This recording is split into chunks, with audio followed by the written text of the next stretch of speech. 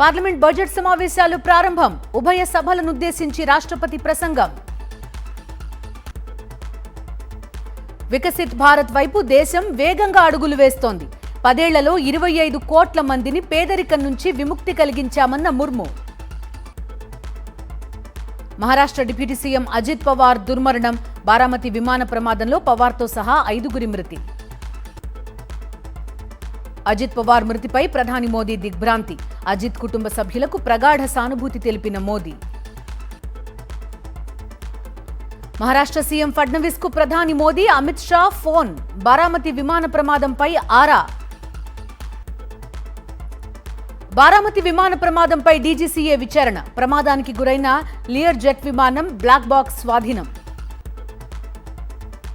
అజిత్ పవార్ మృతిపై బెంగాల్ సీఎం మమతా దిగ్భ్రాంతి. నిష్పక్షపాతంగా విచారించాలని కోరుతూ మమతా ట్వీట్. సుప్రియా సూలేతో ఫోన్లో మాట్లాడిన ప్రియాంక గాంధీ.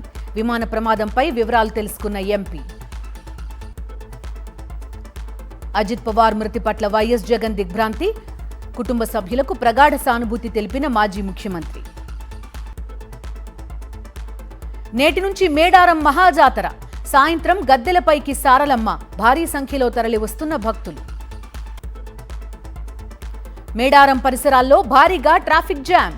4 కిలోమీటర్ల మేర భారీగా నిలిచిన వాహనాలు జనసంద్రాన్ని తలపిస్తున్న మేడారం. పల్నాడు జిల్లా చిలకలూరిపేట సిఆర్ క్లబ్లో జోరుగా పేకాట. కూటమి పాలనలో వేరే రాష్ట్రాల నుంచి వచ్చి మరీ ఆడుతున్న పేకాట రాయుళ్లు.